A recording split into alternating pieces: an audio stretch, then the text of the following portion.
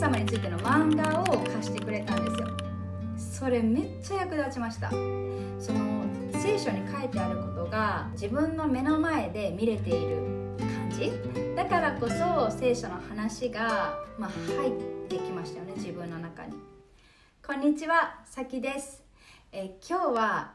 福音を聞いたんだけど、その後どうしたらいいのかわからない、または福音を伝えたんだけど、その後どういうふうにフォローしたらいいのかわからないっていう人も多いと思うので、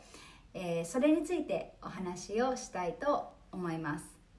実際私が初めて福音を聞いてからどのようなステップを踏んだのか、あとはどんなフォローを、クリスチャンの方々から受けたのかについて、実体験をもとにね、お話ししたいと思います。私の証のビデオでもお話ししたように、私は2019年にアメリカの教会で洗礼を受けたんですね。で、私が福音を聞く機会となった日本食の持ち寄りパーティーにお友達に誘われたのが、春頃だったと思うんですけど、そのパーティーには、日本食が食べたい、たくさんの日本人に会いたいという思いだけで行ったんですが、それが開催されている場所が教会でたくさんのクリスチャンの集まりだったということで、福音をね、食事の前に聞いて、そこからとても聖書の教えに興味を持ったんですね。で、その聖書に対して興味が湧いた後に私が取った行動っていうのが、 YouTube でハーベストタイムミニストリーっていう中川健一牧師がされているYouTube チャンネルがあるんです。で、そのチャンネルに3分でわかる聖書みたいなのがあって、三位一体とは何かとか、聖書はどうして真実だと言えるのかとか、そういったことが話されているんですけど、もうそういった YouTube の動画を、たくさん探してみました。とにかく聖書とかイエス様について、もっと知りたい、理解したいっていう思いがあったから、そういうことをしていたんですよね。で、あとはね、証のビデオをたくさん見ました。実際にクリスチャンになった人たちがどう変わったのかに興味があったんですね。教会で会った人たちとか、あとすでに友人のクリスチャンとかってもうクリスチャンになってるわけですよね。だから過去の姿っていうのを知らないわけですよ。どうだったのか。でも証って多くの人が赤裸々に過去はこういう状態だったんだけど、イエス様に出会ったことでこうなったっていう話をしてくれてるわけですよね。ですごくそこに興味があって、証もたくさん見て、でそれを見て私も彼女らのようにイエス様に出会って変われるなら、私も変わりたいっていう思いが強くなりましたね。あともう一つ主に自分でしたのが、バイリンガルの聖書を買って読み始めたことです。日本語で礼拝が行われる日本人チャーチと、あとアメリカのローカルチャーチ両方に行き出したんですね。で、今となってはバイリンガル聖書を買って本当に良かったです。日本語で聖書箇所をうまく理解できなかったところも、英語訳を見たら理解できたとか、より理解が深まったっていうことって結構あるんですね。で、その逆ももちろんあります。で、あとアメリカの教会に日本人のお友達と行くことがあった時に、お友達に自分のバイリンガル聖書を渡せば、お友達は英語で説教を聞いていても、日本語で聖書箇所を見て理解することができますよね。やっぱり英語ができる日本人でもその聖書を英語で読むってなると結構普段使われてない単語もあるので難しかったりします。なので母国語の日本語で説教が聞けるとか聖書箇所を読めるとかっていうのは小さなことですけど結構大事だと思います。アメリカの教会も結構いろいろ行ったんですが、やっぱり、私にとって英語って第二言語になるので、やっぱり今でもこの牧師の話し方的に聞き取りやすいとか言ってることが理解しやすいっていうのはありますね。私がクリスチャンになる前から今もずっと行っている、教会の牧師っていうのはすごく聞き取りやすいですし分かりやすいですよね。だからもしお友達や自分のパートナーが教会に行きたいってなった時にそこら辺も配慮したり気にかけてあげるといいんじゃないかなって思います。あと福音を初めて聞いて、その後にクリスチャンじゃないのに教会に行き続けられた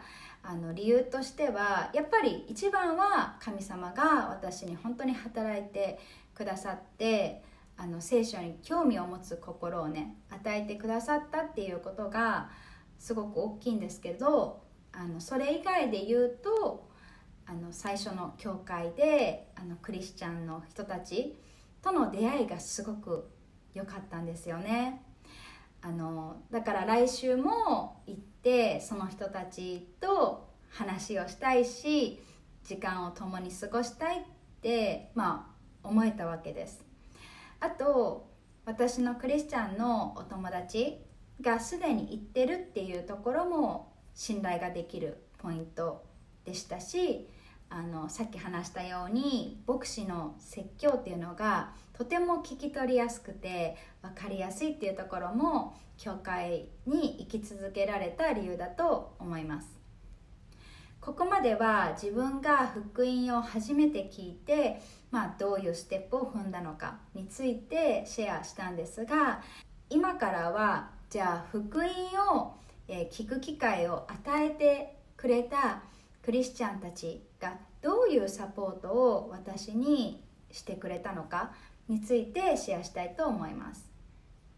まず一つ目はクリスチャンベースの集いの場っていうのを作ってくれて招いてくれたということです。毎週クリスチャンの女性が自分の家を開放してとか、あとは教会に掛け合って部屋をね、作ってくれたりとかしてそこでみんなでご飯を持ち寄って食べたりクラフトを一緒にしたり英語を学んだり料理をしたりっていうことを毎週できる交流の機会を作ってくれていたんですね。でそこでそれをする前にイエス様の話をしてくれたり、あとはそこでの女性がね私に漫画でわかるイエス様の話みたいな漫画をねイエス様についての漫画を貸してくれたんですよ。それめっちゃ役立ちました。漫画で大まかにイエス様について知ることができたのは本格的に聖書を読み出す前の大きな助けになりました。あとその彼女たちっていうのは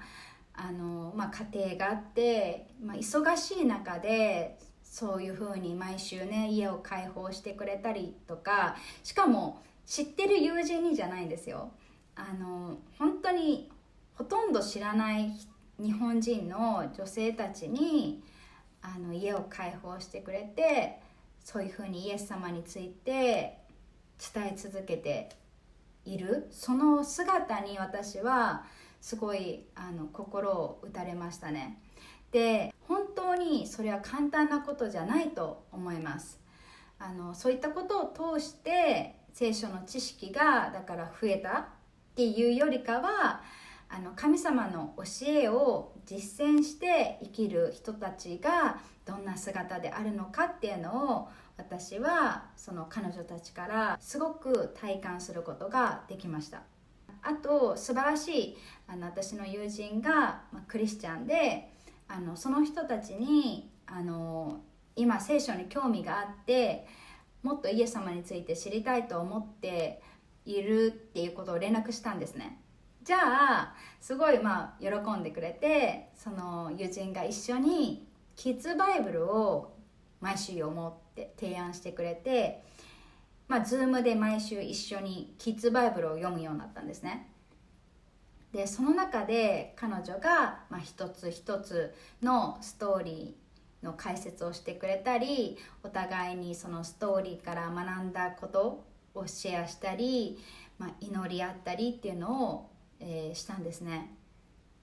でその頃大きな心配事が実は私にはあって、それについてね、彼女と毎週